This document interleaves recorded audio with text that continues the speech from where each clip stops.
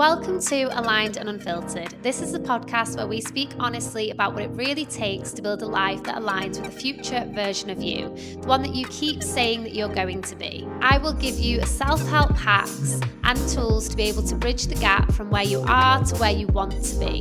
Let's get started. Hello and welcome back. This is going to be a slightly different episode to normal, but something that I am so excited for you to listen to and watch as well, because we have put a lot of effort into this for the video process. I mean, some of you might realise, might recognise this background and these chairs. We are filming it from the salon, which is very exciting and just makes us feel so comfortable. But the most exciting part of this episode is that this is my first ever guest episode with the amazing Poppy. Thank you. I am honestly so excited to be here because I just know our conversation is just going to be next level. Yeah, like whenever we have a conversation, it's one of those where I think this should be recorded 100%. Or like I need to be taking notes at the same time. Like I feel like we just bounce off one another really, really well. And that's why I thought, I knew first guest episode you had to be on. Thanks, honestly. I'm very privileged to be sat in the seat speaking to you, so I'm excited. Thank you. So we'll start with, I want obviously a background about you. Okay. But I'm going to kind of tell the story as well as to how we know one another. Okay.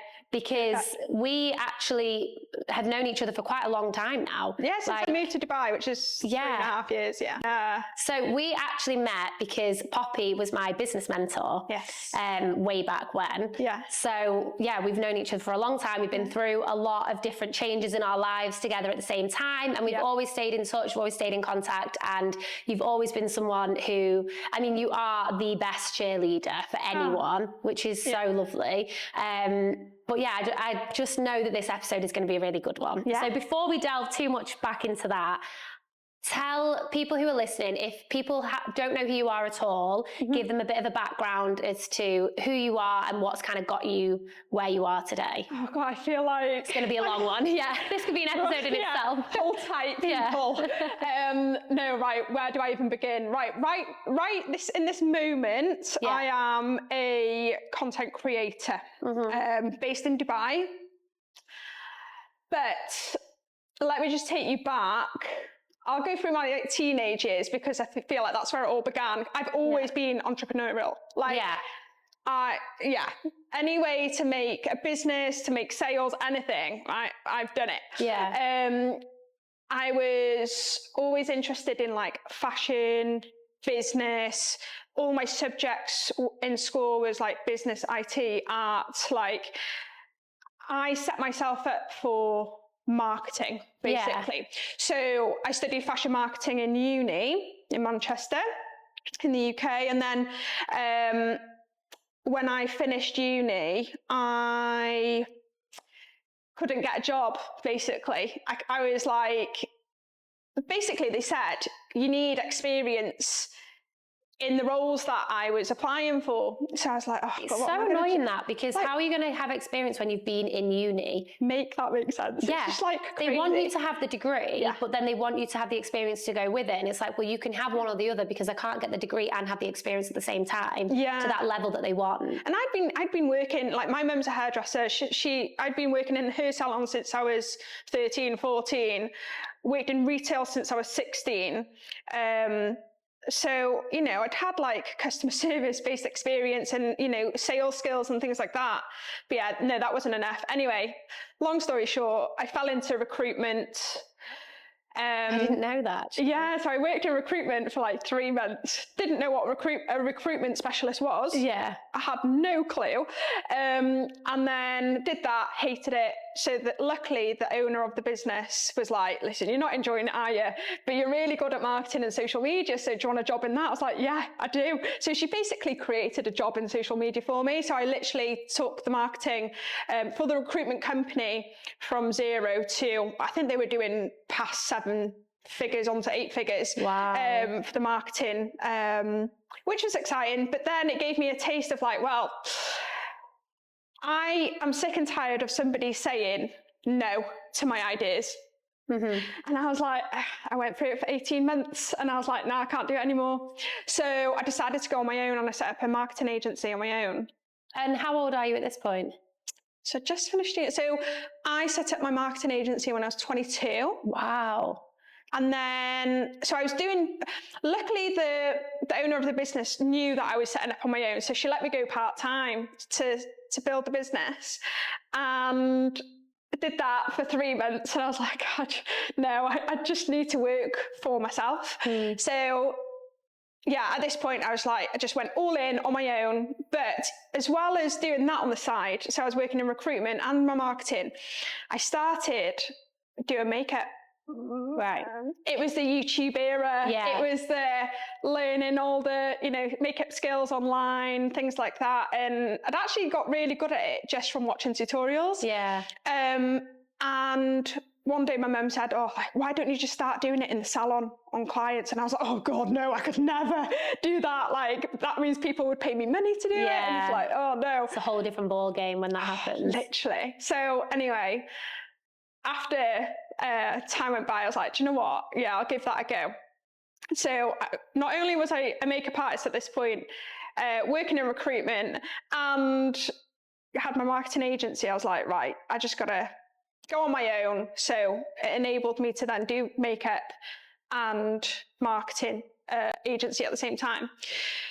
The thing is about me is like, when I put my mind to something, I just skyrocket. Like it is almost like an all or nothing kind of energy. And it's like, I just get good at something really quickly. So even when I set up my makeup business, I was like fully booked within 6 months, and I had weddings for like a year in advance. It's interesting. I feel like the reason why that is obviously you have the skill and you've put the effort in to gain the skill. But I think it's the way that you show up. Yeah. Because I feel like you show up with such confidence and such like just confident energy that, for example, as a client who sits in your chair, they're instantly going to feel relaxed and like she knows what she's doing, even if you didn't. Because you do just walk into a room and you're like, you know exactly who you are. You have that like self, you know what I mean? Like that confidence that people don't necessarily always have. And especially at such a young age, we're all like a lot of people at a younger age, you are a lot more confident because you don't have the same like risk factor, do you? Yeah, exactly. And I think that's a big thing, is like, I was willing to take risks. Like, I didn't have anything else to fall back on. I mean, at this point, I was still living at home. So I didn't have any responsibilities. But my tendency was to do things that other people weren't willing to do. Even, this is why, like, in the recruitment company, when I pitched ideas, they were like, no.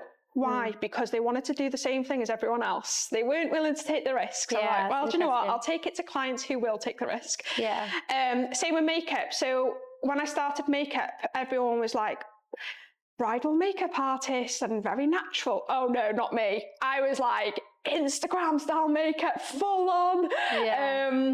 Like all the colours, everything, like so arty, creative. Nobody in my area was offering that. And I had to, like, I'm from North Wales in the UK, and nobody was offering that. I had to travel to learn from people from like London or like the big cities and stuff. So I think that is why I got fully booked, and my social media just grew at that point because nobody else was doing the thing. But the way I grew that business, and even my marketing agency, was through social media. That's always been at the back. Literally, to the point where I was doing makeup, and this is like a couple of years down the line now. I was fully booked for a while. I became an educator, started teaching people how to become makeup artists. And Ben, when I just met my then boyfriend Ben, I was like, right, I need to showcase a look on social media, but I've got no one to do it. Can you step in? So I sat him down. So this is when Facebook Live was like huge. Oh my God. So I'd recorded me doing Ben's makeup, and it got like 150,000 views. And back in the day, this is like 10 years ago now. That is so funny. It just went huge. And I think I was just willing to do like really like different things to showcase the skill in a different way. That was like, I'm really good, come and buy my stuff. Like, it's a different way of showcasing your skill. And I think like when you go against the grain, naturally people are going to gravitate towards you. Yeah. Because they're used to everyone doing the same stuff, aren't they? Yeah, and they're probably get bored of the same. Yeah. Yeah. Exactly. Yeah.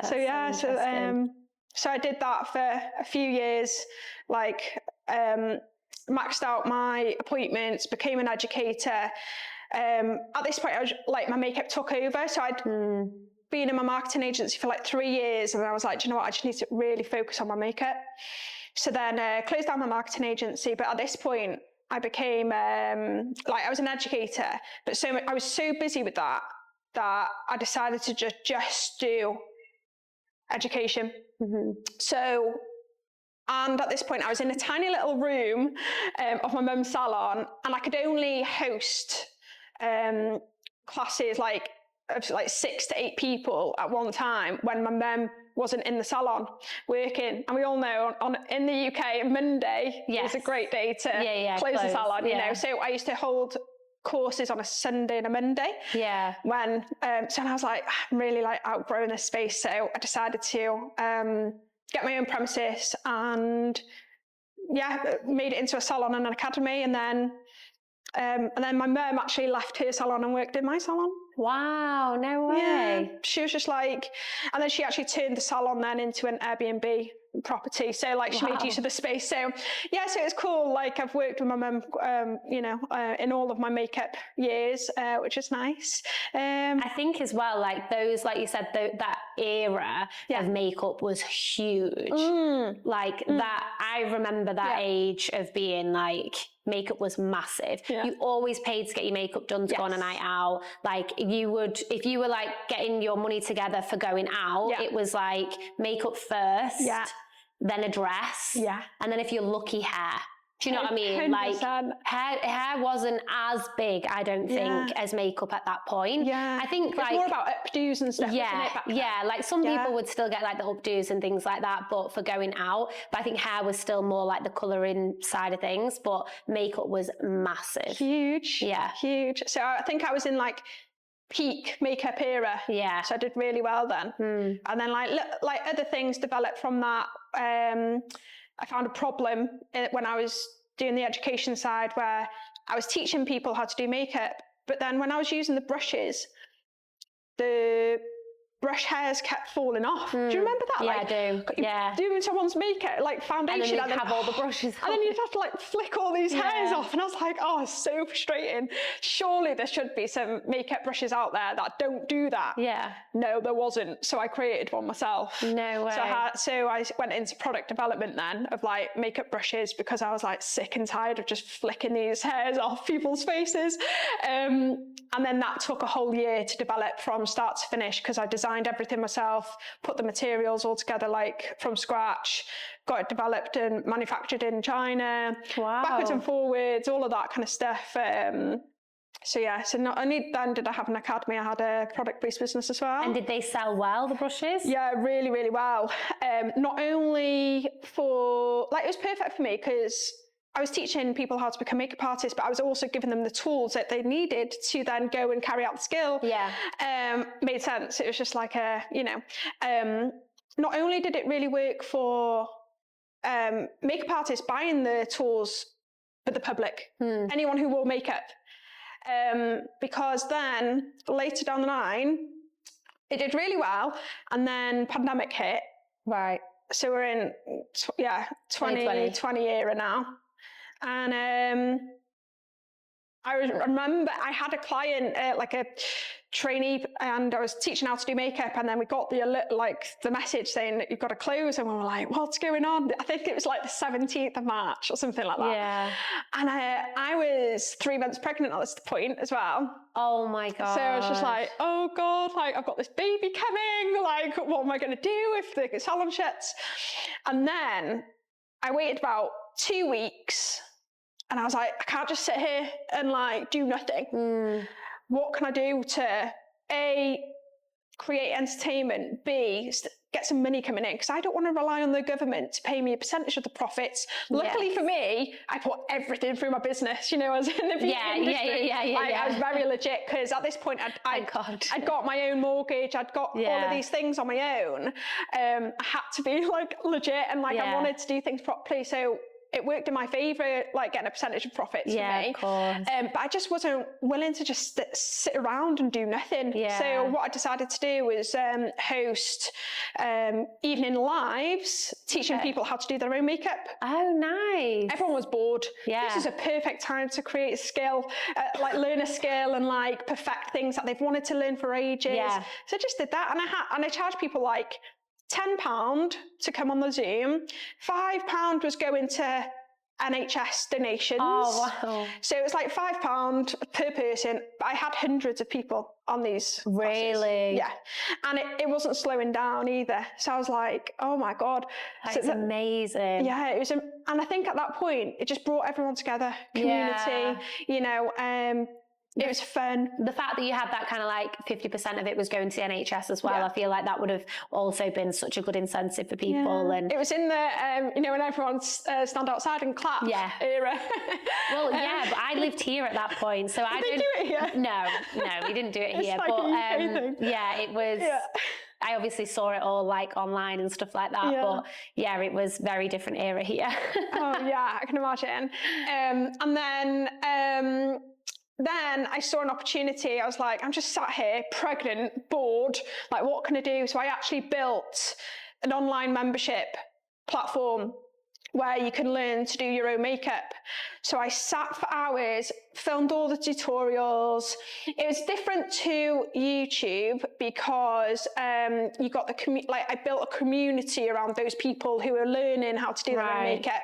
Also got my makeup brushes in there as a part of the offer as well. Yeah. And there was product recommendations, so they could go directly to the website to purchase the things that I was using in the tutorials. That for me skyrocketed. I think that was the first time I'd hit like 5 figures in my business. Yeah. Just from doing one thing. It was like crazy. Like I had like 300 members sign up. So just for the math, because I know people like numbers. Yeah. There was an option to join the membership. I called it the Makeup Bible. Okay, that's good. To join the platform, they got a box of 10 brushes.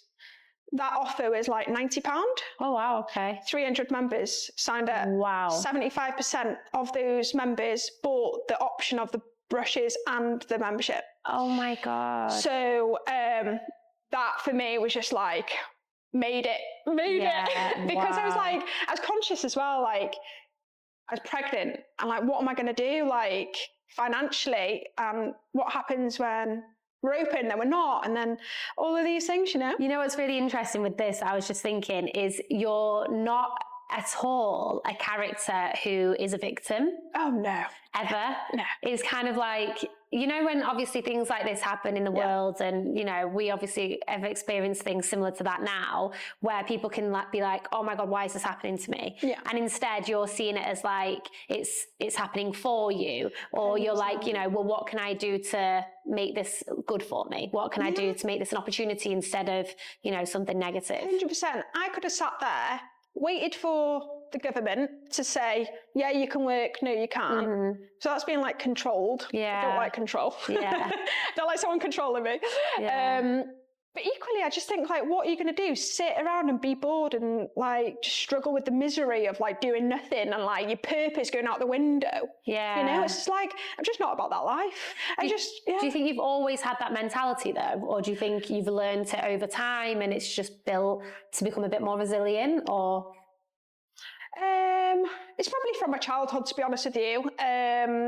Like I had an absent father and things like that. So what I learned throughout my childhood, and this is from doing a lot of work and, you know, revisiting the past and realizing like what's happened is that my mum was an entrepreneur who, you know, had multiple businesses, worked 3 jobs to look after myself and my brother. She showed me you don't need to rely on anyone for anything. Yeah. So I've learned that. Yeah.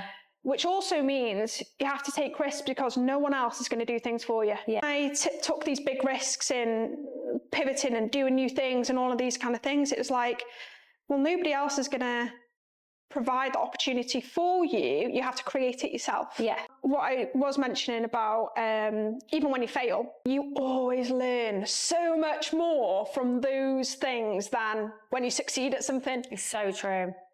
And it's like, how are you meant to get better? You don't know what works and what doesn't. Yeah.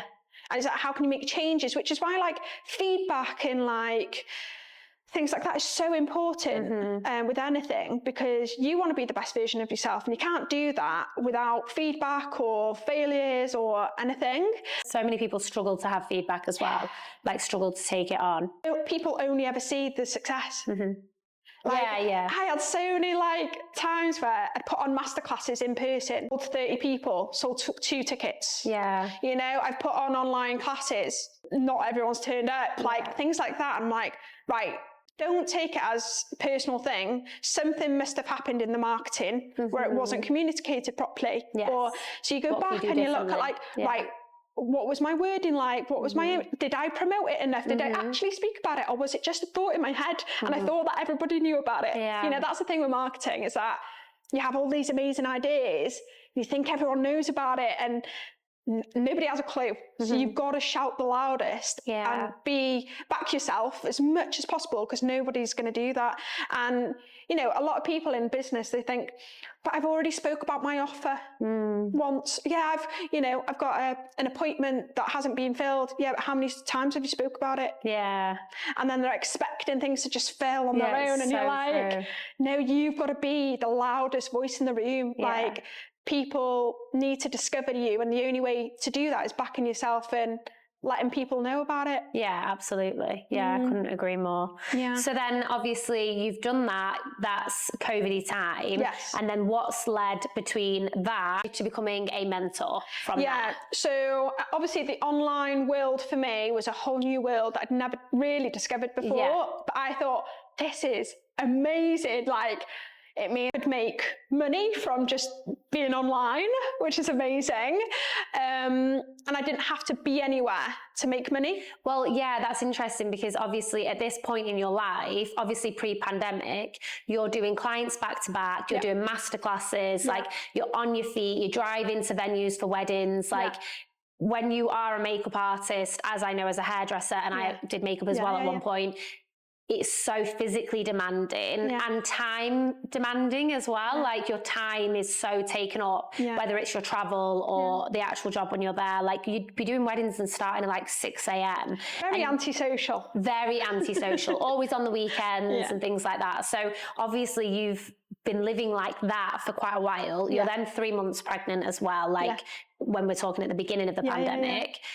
So no wonder when you discovered online and the money that you could make from it, actually why you then wanted to pivot that way. 100%. I didn't need to be anywhere to make money. So that was just such an insight for me, especially having a baby coming as well, because I was conscious of like, well, when this baby comes, what am I going to do? Like, where am I going to work? How am I going to navigate work? Because I had a long wait list of teaching people, because we'd been closed for COVID and all that as well. So an opportunity to make money online was just like a winner, really. So it actually enabled me to make the decision to like do no more in-person courses. And that's the only thing I was doing at the time, as well as wedding makeup. So then I was like, right, I'm committing to going fully online. That just changed my life. It's funny as well, because I bet it changed your life in so many ways, because it's not just changing your life in a sense of your financial backing. It might be, it's the time. You become so time rich when you do go online. And there are obviously downsides to it as well, I'm sure, but I genuinely believe that the upsides are so much more 100%. when it comes to working online. I was like, cool, maybe I can teach other people how to move their business online. I just had this idea. So this is the thing with me as well. I have an idea and I'm just like, that'd be a good idea. Let me see if I could do that. And I decided I wanted to become a business mentor, give it a good shot, teach people other things, because I was like, this is so good. Like, imagine if other people could run their business like this as well. Like, that'd be so amazing for them. Where are they going to find that information? Well, they can learn it from me. I've done it. You know, I need to find someone who can teach me how to be a business mentor. So in that moment, I was like, right, based on a recommendation, I invested in a business mentor. And like at this point as well, this business mentor was like $2,500 a month. Wow. And I was like, fuck it, let's just do it, right, I'm all in. I'm going to learn, I'm going to execute, I'm going to do exactly what she says. And she teach me how to like build my business mentorship programs and things. And then within like 4 months, I was doing $20,000 a month, just because I was like executing, and that was just from the mentoring as well. So I was like, this is amazing, working around my baby. I got pregnant again, but this time it was different because I was online. Yeah. So I could work from home. I was just doing business mentoring. I had my babies at home as well, which was amazing. For a good few years, and that's when I met you. Yeah. Really, because we'd like decided to move to Dubai when I was 7 months pregnant. Turned to bed, I was like, should we just go and live in Dubai? Like, he was online, I was a mentor online. Like, let's just effing go and see what happens. It was when we started working together. Yeah. So I remember finding Poppy. I wanted to go into the mentoring space. Yes. I also wanted help, I suppose, my own managerial skills in having a business and eventually growing a business, but I definitely wanted to become a business mentor. It was always one of my like goals. I think it was about like learning from somebody who'd already done the things that you wanted to do. Like, yeah, if that exactly. makes sense. I think that's like the blueprint for everybody when it comes to success. Like for me, always look at who is a few steps ahead of you and learn from them. For example, when I was doing hairdressing, I would book a course from someone who had done the people's courses that I wanted to do. Go on their course, because then what they're going to do is teach me things that this person, this one has told them, and then pass it down to me. Literally. Yeah, and it's just like collapses time. You're just like going straight to the thing of what you want to learn, no messing around, no like degrees or all of that. You're just getting the information that you need. Learn from somebody who's done it, has the strategy, knows what works, knows what doesn't, made the mistakes already so that you don't have to. And that was such a great part of my life. I think like it really served us really well. So I did mentoring for 4 years, and then a few things happened like in the industry where I was just like, this is just not the industry for me. And that comes back to my mindset and positivity and how positive I am about things, where others in the industry weren't that way inclined. Yeah. And I was just like, I want to protect my energy at all costs. I know what I want to achieve. I know what impact I want to create on somebody's life. I'm very much stay in my own lane, crack on, like just want to provide really great results for people. And in that time, when you then kind of made the pivot to where you are now, I might be wrong in saying this, but I feel like, did you find it a little bit difficult then to know exactly what route to take? I was so lost. Which strikes me so differently to you. Like I would never, imagine you in that way at all. Because I think throughout your whole story of what you've said, you've always known exactly what that next step was. And it's kind of come to you so naturally. And then like you say, you've just like acted on it quickly because it's like, that feels good, I'm going to do that. So at that point where then mentoring feels like it's not resonating with you anymore, but then you're not sure where to pivot to, that then was quite a hardest time of my life. Really? Hardest time of my life. And the most difficult thing was there was a few things going on at the time as well. I decided mentoring is just not for me, or like I was in it, but I didn't want to be in it. Yeah. I was also getting married. Oh yeah. The same week of all this was going on. Yeah. And I was shifting the identity from, just a girlfriend, just a fiance with some kids, like to an actual wife. And I think not only did I feel like I didn't know what my purpose was anymore, because the thing is about me, I have always been entrepreneurial, doing the things that I want to do. And this is no shade, but it's just not built for me. It's like, I'm not a stay-at-home mum who just looks after the kids and makes the kids their whole identity. That's not me. I am very purpose-driven in terms of I want my own business. I want to impact other people's lives. I want to make a difference in this world. I also want to be a great mum. But I also want to be a great wife. And I can't just be one of those. So for me, it was like staying at home with the kids is just not an option, because I think I just go insane, to be honest. Yeah. So I was like going through this identity crisis of like, who am I? What do I do anymore? Like, what's my purpose? And I think I went through that for 18 months. Wow, That which is is a long time. Like, I was just so beside myself. Now, throughout that time, I was working on Ben's business with his marketing. I got clients here and there, like, but I was just really like, I just went back to what I knew to do, which was marketing, social media, helping other people with their businesses. But behind the scenes, I wasn't very like front facing because I didn't have anything to sell. Yeah. I was like, how can I show up on social media when I've got nothing really to offer? Like, I just know what my skill set is, but I just don't know what I want to do. And 18 months is a long time to go through that. So for me, feeling lost for that amount of time, I was just like, and you know what? It was like, I was trying to search for the answers off other people. I booked a session with Jess, like, please tell me what I need to be doing. Like, looking at other people's like journey and story and thinking, well, maybe I should do that. Like, but the reality is nobody can create their own path from somebody else's journey, if that makes sense. So like, only I could decide what was meant for me. Yes. Only I could decide what my purpose in life is. Like, I can't wait for somebody else to tell me that. Like, I have to discover it for myself. And throughout this whole time, I was like, do you know what? We have a great life. I am very like grateful for this dream life that we have in Dubai. Our kids are so happy. I still like pinch myself every single day that we live in Dubai and this is so amazing. We do such fun things. Right, I'm going to show that. So I started vlogging. This was like 6 months after I got married. So this is like 2025, February 25. And I started vlogging like every week on YouTube. Just what we do in Dubai with the kids and like what we're getting up to. But what I know now is that nobody knew me back then. Like, why would somebody watch my vlogs when not really a lot of people know who I am? Yeah. So, but what it did teach me was like consistency. Gotta keep showing up. Yeah. That was my purpose, was to vlog in that time and like keep going, even though I was getting 100 views on YouTube. You know, I was like, gotta keep going, keep going. Yeah. And then we went to Thailand for a month last summer in 25. Loved it, but I was still in this thing of like, what is my purpose? What am I doing? Vlogged all of that stuff. That was when I started getting traction on my YouTube. Right.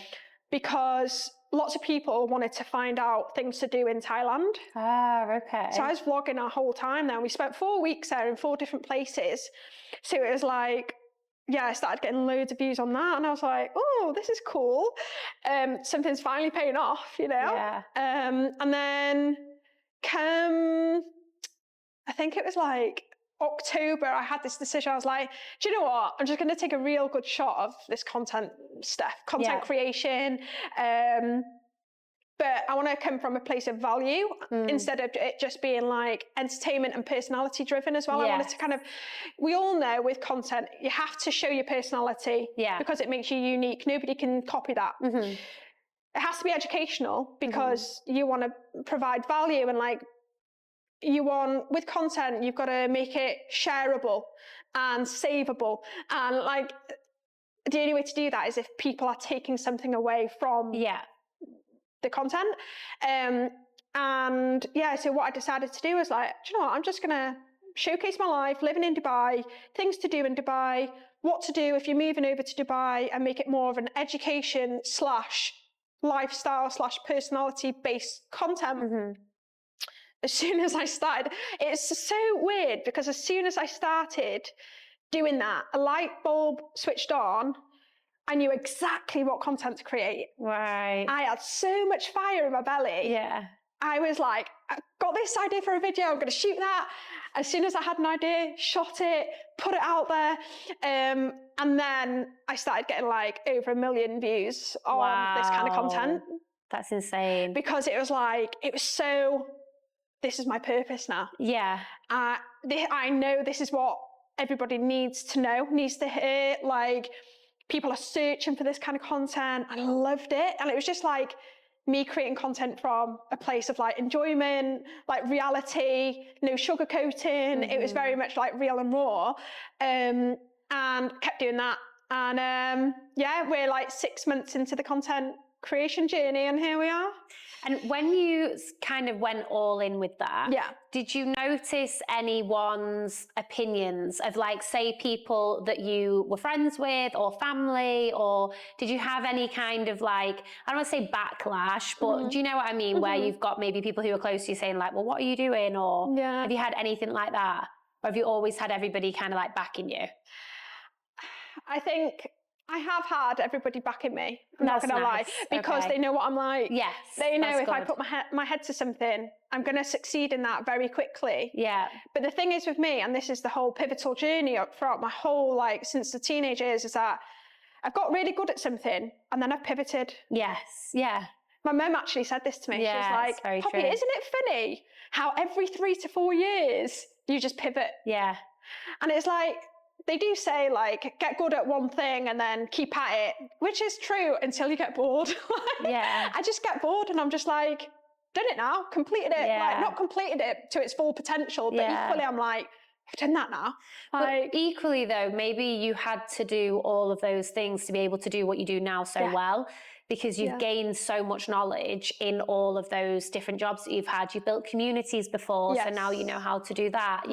You know how to speak to a consumer because you've done teaching, like, you know how to sell a product because you sold your brushes, and you know how to do marketing because you did a marketing firm. Like, all of those things have led you to where you are now. 100%. And what you do now wasn't a job then. No, it wasn't. Like, you know, like years and years ago we're talking. Because even really, before the days of makeup really like boomed, it was more like written blogs, wasn't it? They were like the thing that was doing really well. 100%. And then kind of as makeup started to take off, Instagram started to do quite well. But really, it only in the last 8 years of when I've lived in Dubai, I have seen Instagram take off. Because even when I first moved over here, there was no one to follow, no information whatsoever about what it was like to live in Dubai. None. And that's the thing. It's like, I remember when I moved to Dubai, because Dubai was never on my vision board. It was just a thought, to be honest, and I acted on it very quickly. We've been on holiday here like 3 times or something. Loved it. But I remember sitting and watching a YouTube video of a woman called Lauren, and she was like going through, like, right, how to set up a business in Dubai. And I was like, this is so interesting. Like, if I didn't watch that, how would I know? And based on recommendations and things. And so yeah, I feel like I've really found, like, my purpose, and it makes sense. Like, I've created content for the past, since I can remember. It makes sense. It's like what I've been doing throughout all of my businesses. It's how I've grown my business to 6-7 figures. And it's like all through social media. So it makes sense for me to be a content creator now. A lot of people are like, oh, you're an influencer. And I'm like, yes, I do influence people to buy. But I feel like there's a big difference between an influencer and a content creator. I completely agree. I am not an influencer. Like, I can't just stand there and take really pretty photos anymore. Like I used to pre-kids. I'd be especially being in the makeup world, I'd be like, oh my God, I have to get the photo.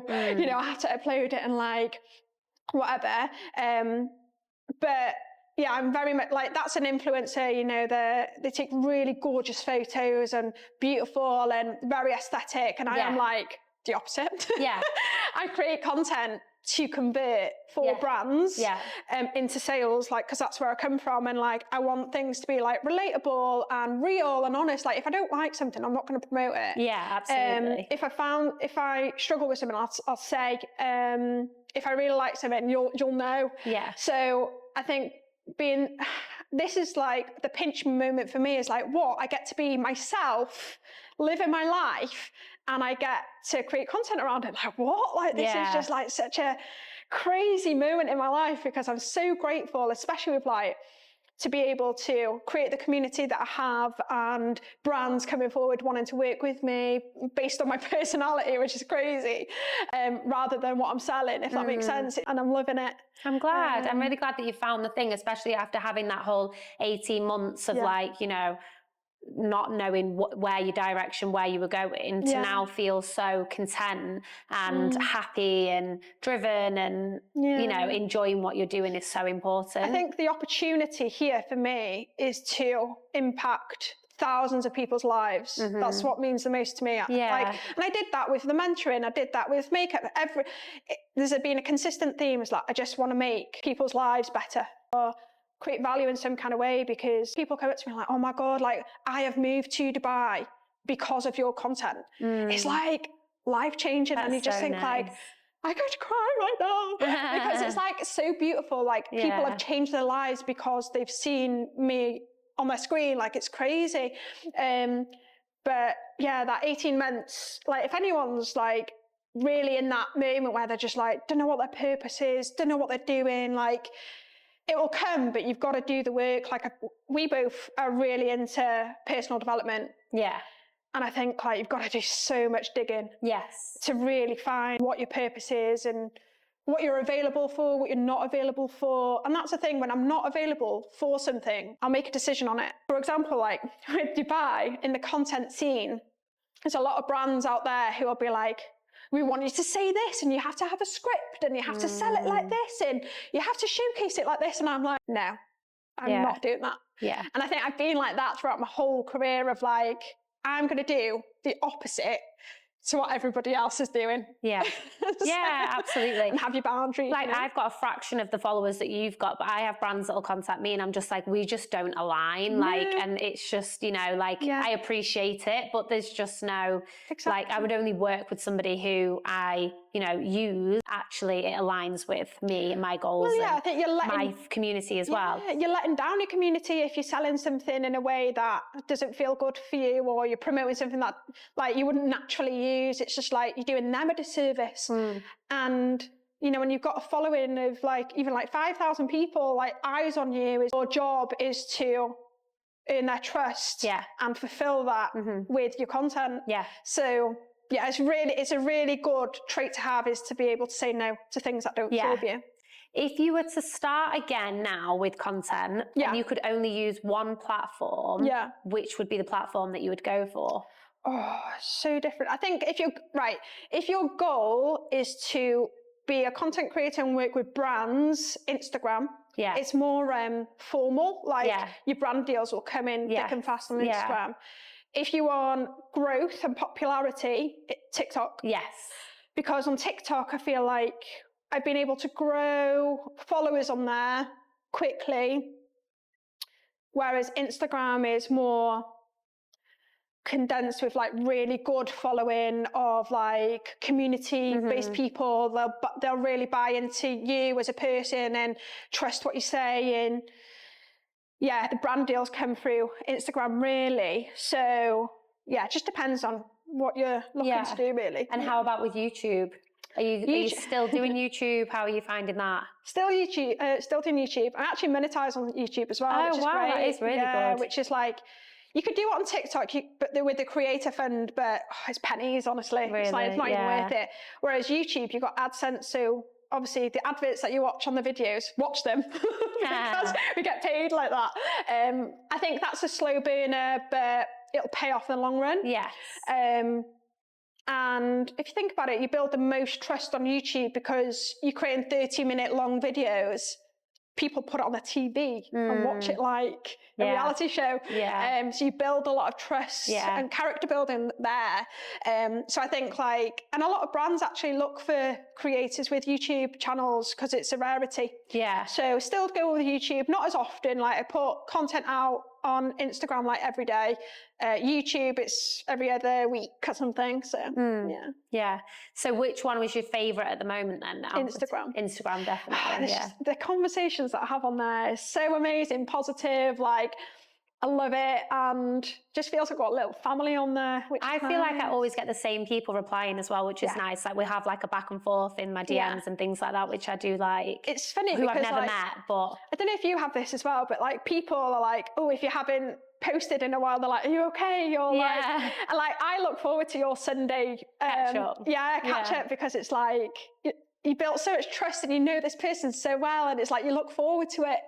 So it's like if you didn't do that, people would be like, where's the catch up? I know, like last night was Sunday and I genuinely was so tired and I was like, I don't have the energy to do this, and then I was just like, oh, just do it, takes 5 minutes, do you know what I mean? But yeah, I know what you mean. You do when you create that kind of normality, I suppose, and that routine of doing something like that, like people do then, look to it. And I get messages from people saying like, you know, oh, I love your Sunday catch-ups and stuff like that, which is always nice. Yeah, when you do the same thing, like a series or something, people look forward to it. Yeah, definitely. Yeah. And how do you find now with like filming in public?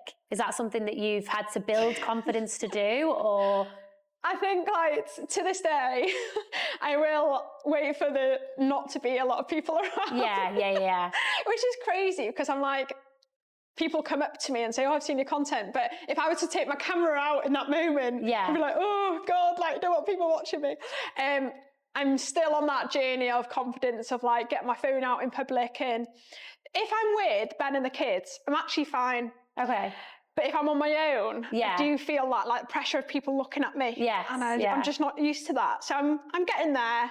I will do it if I have to. Like, do you know what I mean? You just gotta, I think as well, it's just, I'm just more conscious then about like other people looking at me rather than the value I'm creating on the camera, if that makes sense. So my attention is in a different place. Yeah. So getting there. Yeah. Oh, that's good. So if you were going to give any advice then to somebody who's thinking of going into the content creation world or like diversifying their income by using social media, what would be like your couple of bits of advice that you would recommend for people to do?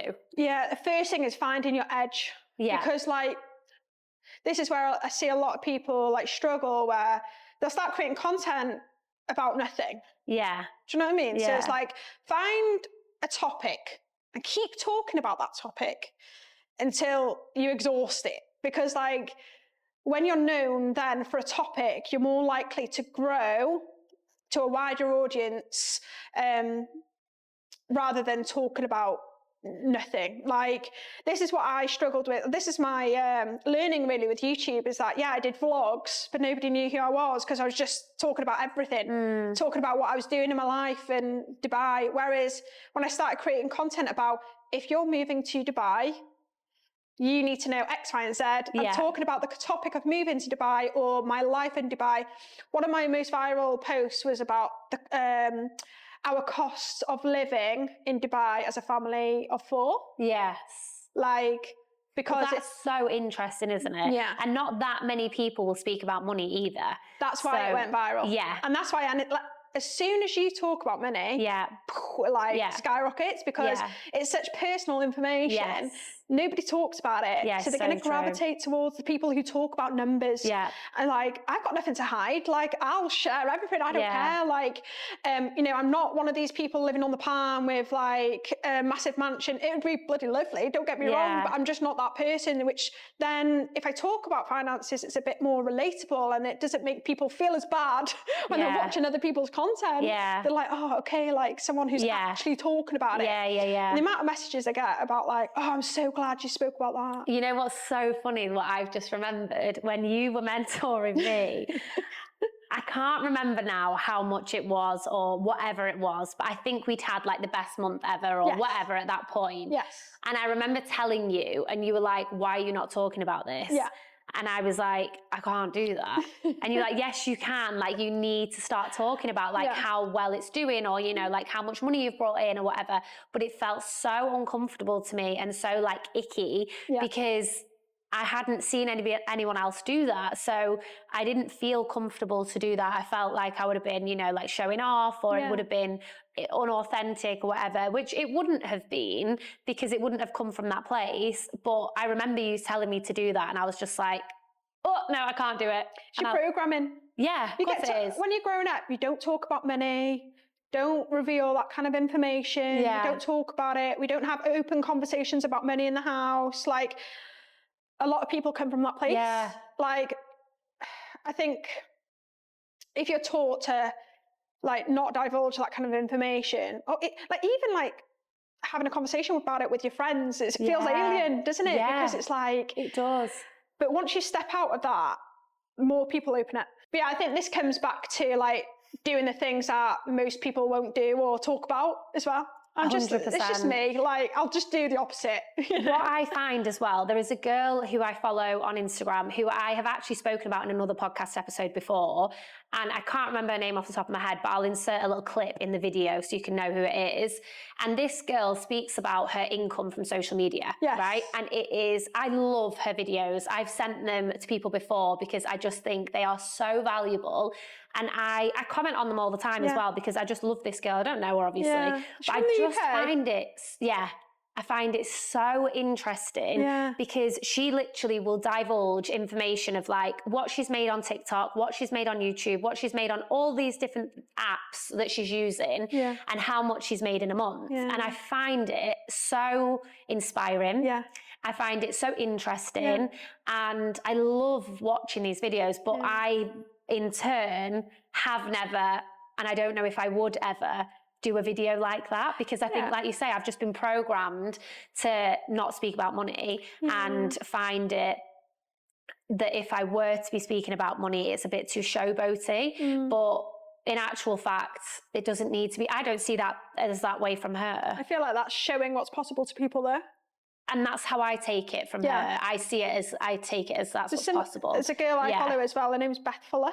Okay. And she does exactly the same. And she's just a mum of two, and content creator, shows everything. I think I follow her actually as really well. good, I think I really like her stuff. But I had to do a lot of work around money. My relationship with money, how I speak about money, how I receive money. Like, there's lots of things that I had to do behind the scenes. And it's interesting as well because, I mean, I feel like we're going to end up taking a whole different turn now in this conversation, but I had a meeting with my accountant and she'd said to me, she was like, oh, you're doing so well, you know, I'm so proud of you, because I've worked with her from day one of the salon opening. I've never had another accountant. I was like, you know, you're doing so well, and I was kind of looking at her for that reassurance, like I didn't already know it.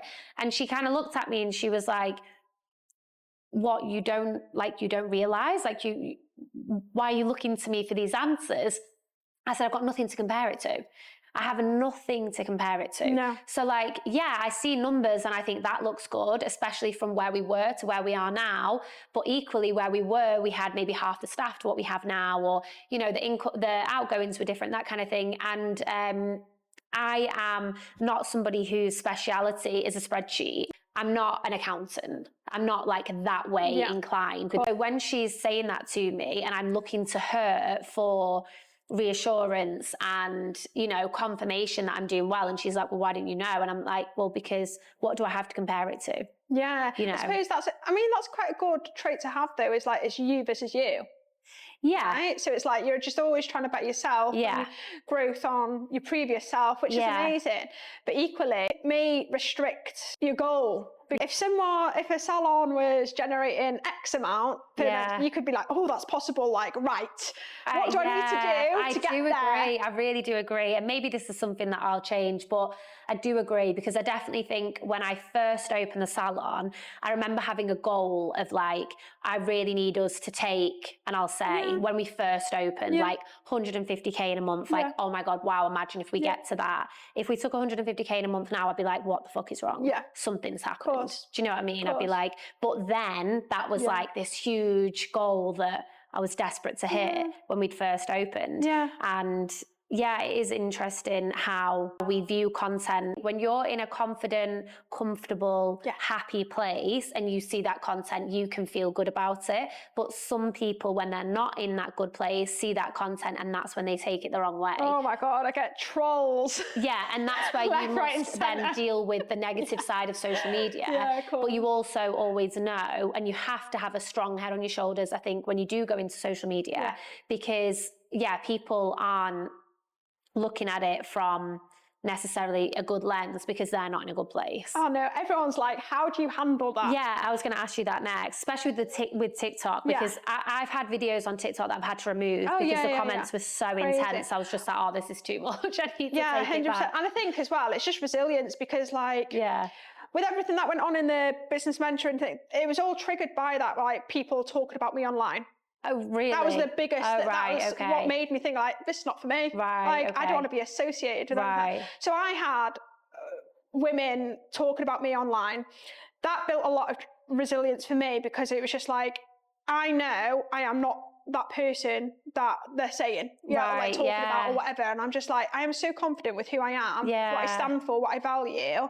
I know it's not true. So I never retaliated. I never spoke back, nothing, because I was just like, God, like, if anything, it just showcases like what they're going through or how they see the world, or because hurt people hurt others. Of course. Happy people want to inspire, create impact on other people's lives, so that they get the same feeling that they get. And resilient, being headstrong with like who you are, what you stand for, what you know is not true, because the moment that you say, oh, actually what they're saying about me, is that true? The moment you step into that arena, you've already lost, because that is what exactly that they want.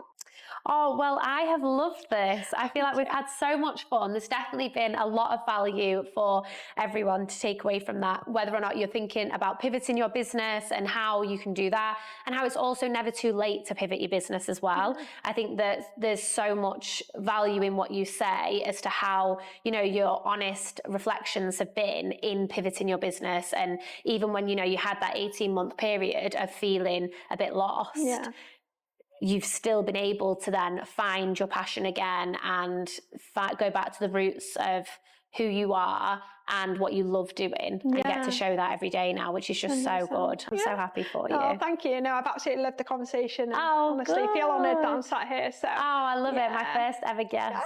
Congrats. Oh, thank you. Well, I hope that everybody has enjoyed this episode. If you want to find Poppy on Instagram or TikTok or YouTube, what are you?